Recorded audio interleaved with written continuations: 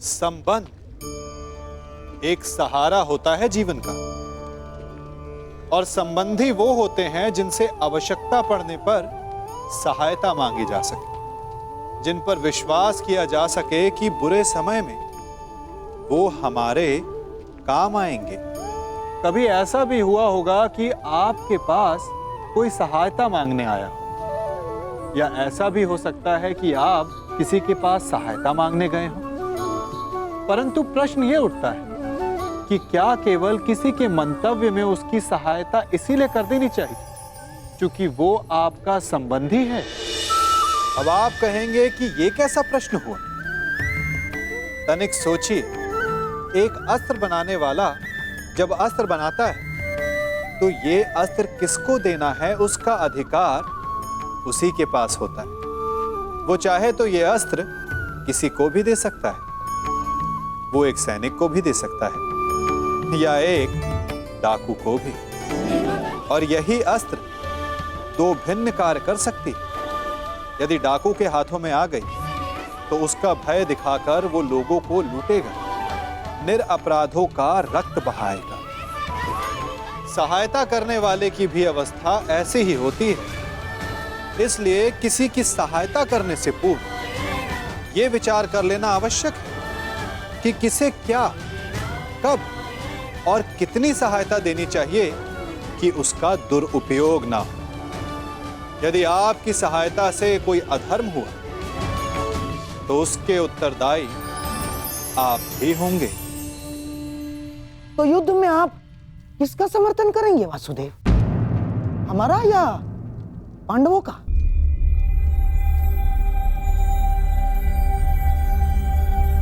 उसका गांधार राज जो मेरे पास सर्वप्रथम समर्थन मांगने आएगा।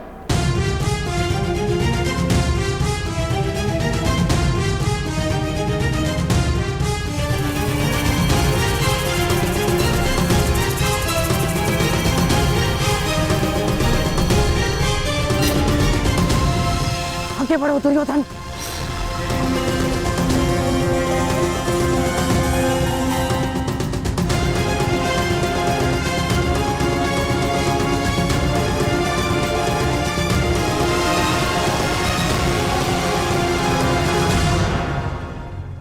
वासुदेव, दोनों पक्ष आपके समक्ष सहायता मांगने आ गए हैं।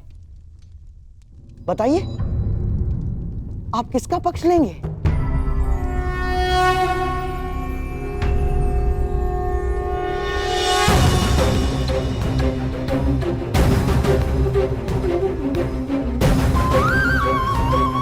ये विचारों की सहायता नहीं है गांधार राज, ये युद्ध के लिए मांगे जाने वाली सहायता है जो मुझसे नहीं द्वारिका से मांगी जा रही है।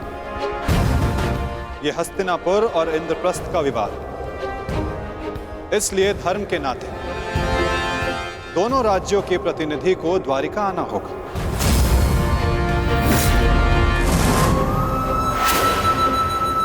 और जो सबसे पहले द्वारिका आकर मुझसे समर्थन मांगेगा वो महाभारत में मुझे अपने साथ खड़ा पाएगा।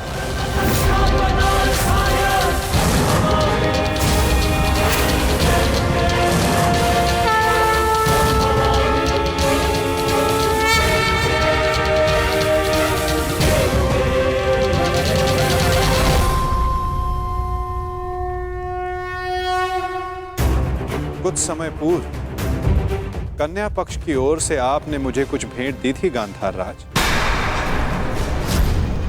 ये भेंट सदैव आपको अपनी पराजय स्मरण कराती रहे वासुदेव। परंतु अब उसकी कोई आवश्यकता नहीं, क्योंकि युद्ध में सम्मिलित होने के बाद उन पासों का मेरे लिए कोई महत्व नहीं रह जाता।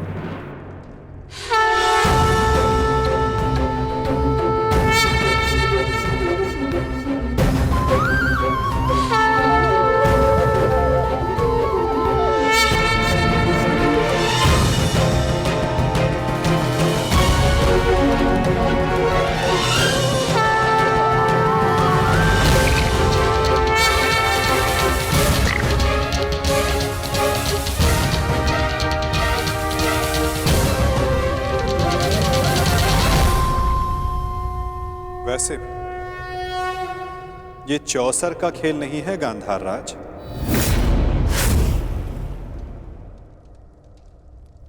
ये एक महायुद्ध है जिसके अंक केवल पौ 12 तक सीमित नहीं रहने वाले। ये खेल बहुत बड़ा होगा जिसका आरंभ शंखनाद से होगा और अंत शस्त्र संधान से।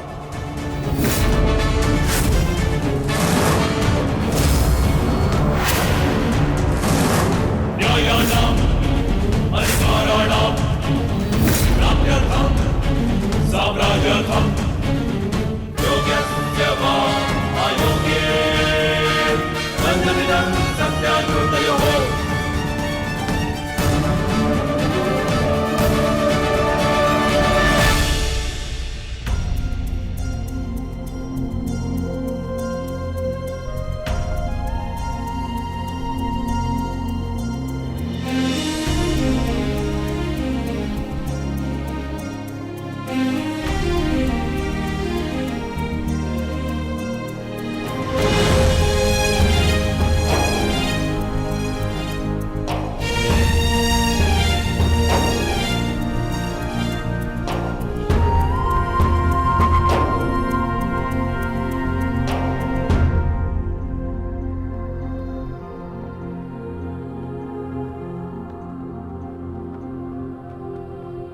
जरा प्रसन्न रहना।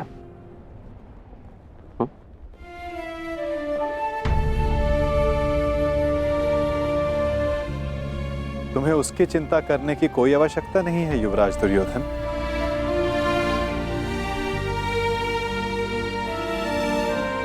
द्वारका में लक्ष्मण वधु बनकर नहीं, पुत्री बनकर प्रेम और सम्मान से रहेगी।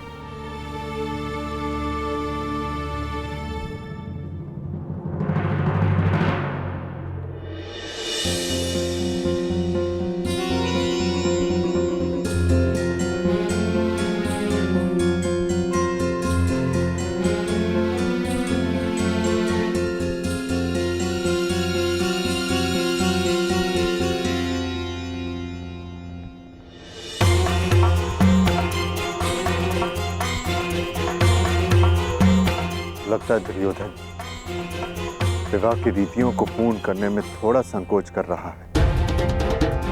विदा के समय कन्या का पिता वर के पिता के समक्ष हाथ जोड़कर उन्हें प्रणाम करता है और वासुदेव को प्रणाम करें। कदाचित ये दुर्योधन के लिए संभव नहीं।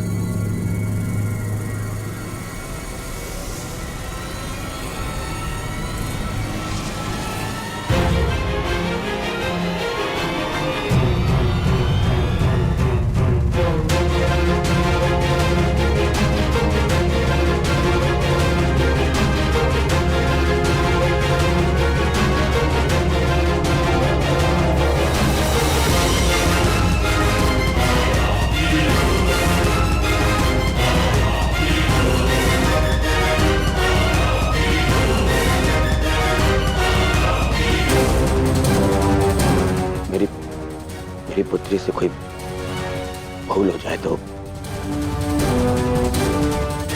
उसे क्षमा कर दीजिएगा।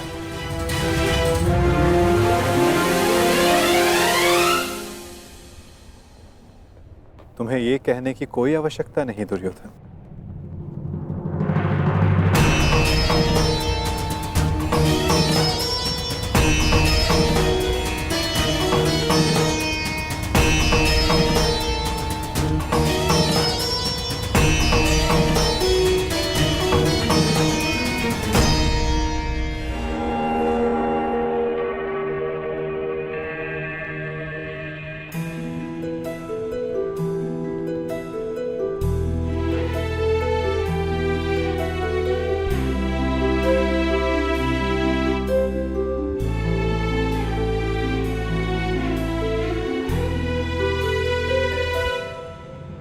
ज्यादा सौभाग्यवती भव।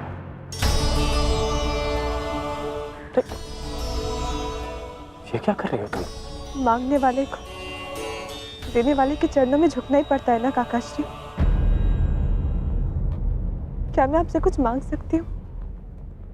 अवश्य पुत्री। सदैव के भांति पिताश्री का साथ दीजिएगा, उनका ख्याल रखिएगा। आप उनके मित्र हैं, उन्हें समझते हैं। इस समय उन्हें सबसे अधिक आपकी आवश्यकता है काकाश्री।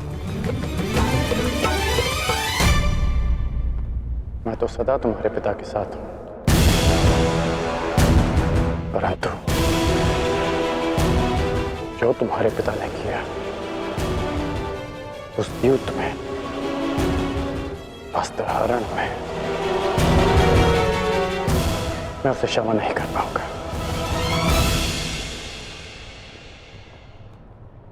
आपको उन्हें क्षमा करने की कोई आवश्यकता नहीं, परंतु पिताश्री को आपकी आवश्यकता है काकाश्री। उन्होंने जो भी किया उसके लिए आप उन्हें क्षमा मत कीजिए, परंतु केवल मेरे लिए, अपनी मित्रता के नाते।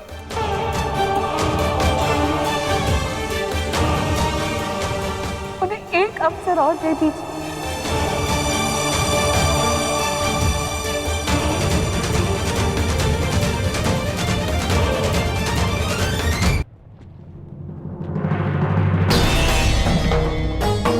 आज्ञा दीजिए गांधार नरेश, द्वारिका प्रस्थान करने का समय हो गया है।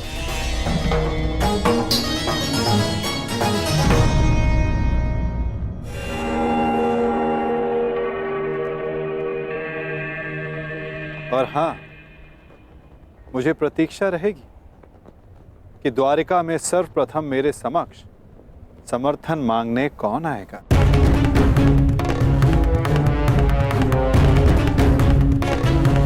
प्रणिपात।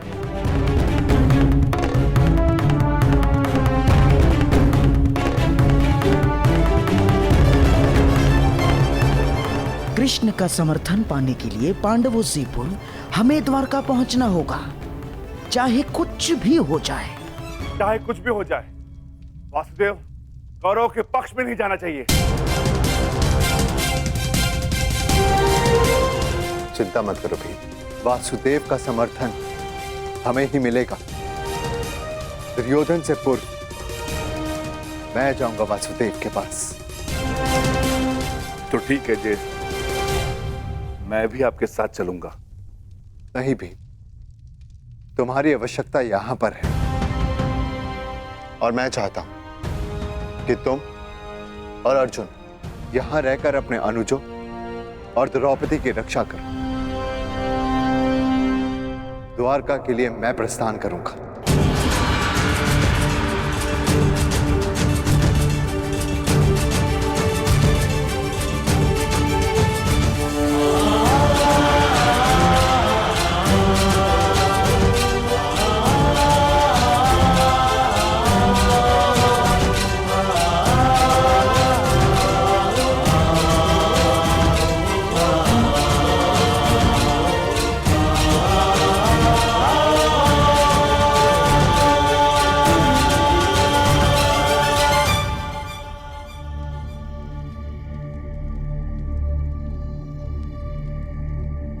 क्या हुआ पांचाली?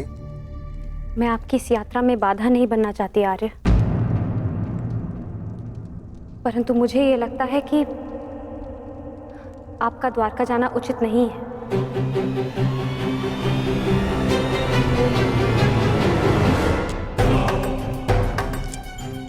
ये दुर्योधन भी इतने महत्वपूर्ण समय पर कहां चला जाता है, और ये जानते हुए भी कि उसे शीघ्र अतिशीघ्र द्वारका के लिए प्रस्थान करना है। कहां गया होगा ये?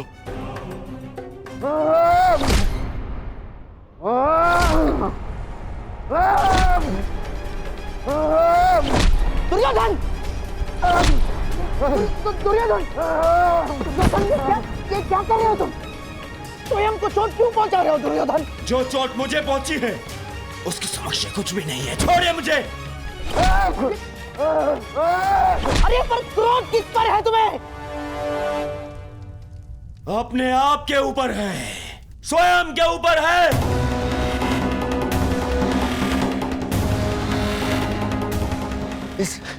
इस ग्लानि को मैं सहन ही नहीं कर पा रहा हूँ कि मुझे उस वासुदेव के समक्ष हाथ जोड़ने पड़ गए। जी यहाँ तो कब ये हाथ जोड़ने पड़ गए। क्रोध पर वश रखो दुर्योधन। ये बौखलाने का समय नहीं है दुर्योधन, संभालो अपने आप को। कैसे संभालूं अपने आप को?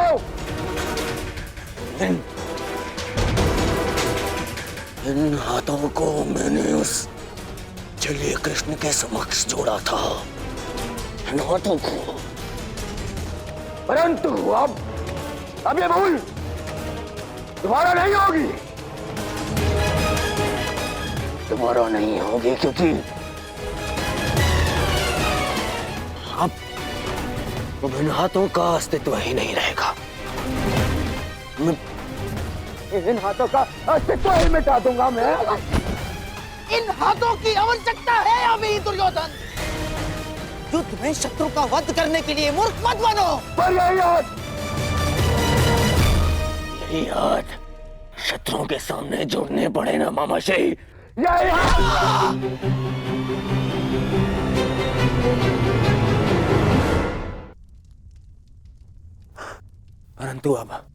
परंतु ये अंतिम बार था कि मैंने उस वासुदेव के समक्ष हाथ जोड़े। अंतिम बार। चलिए वासुदेव ने समर्थन के लिए द्वारका बुलाया है ना, मुझे नहीं जाऊंगा। क्या? देखो दुर्योधन, भावनाओं में मत बहो, अपनी बुद्धि का प्रयोग करो। मानता हूं कि वो कृष्ण हमारा शत्रु है, परंतु ये मत भूलो युद्ध अब समीप है, महायुद्ध आने वाला है और केवल द्वारका ही है जिसका समर्थन हमें इस युद्ध में विजय दिला सकता है। दुर्योधन, तुम्हें कृष्ण के समक्ष हाथ जोड़कर समर्थन मांगने के लिए जाना होगा। दुर्योधन, जाना होगा।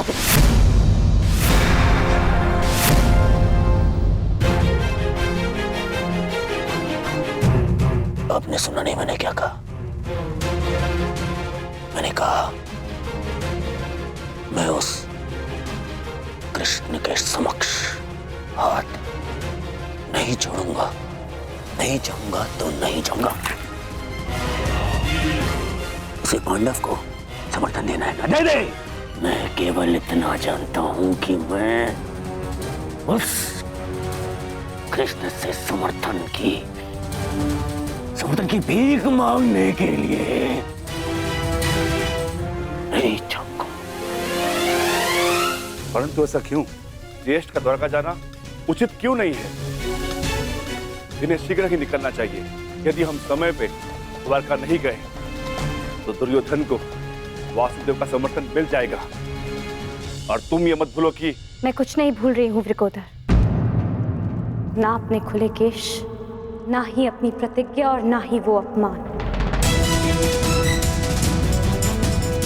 और ना ही मैं ये कह रही हूँ कि हम सब द्वारका ना जाएं। मैं केवल ये कह रही हूँ कि आपका द्वारका जाना उचित नहीं है। तो फिर द्वारका कौन जाएगा?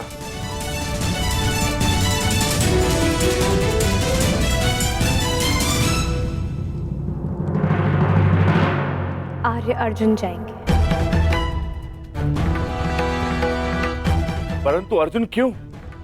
ये प्रश्न स्वयं से पूछे आर्य भीम। वासुदेव सदा हमारी सहायता को क्यों आते हैं? क्योंकि न केवल आर्य अर्जुन उनके प्रिय मित्र हैं, परंतु उनकी बहन सुभद्रा के पति भी। और आर्य अर्जुन के वहां जाने से हमारा पलड़ा दुर्योधन से कहीं अधिक भारी होगा। मैं पांचाली से सहमत हूं। तुम्हारा क्या मत है अर्जुन?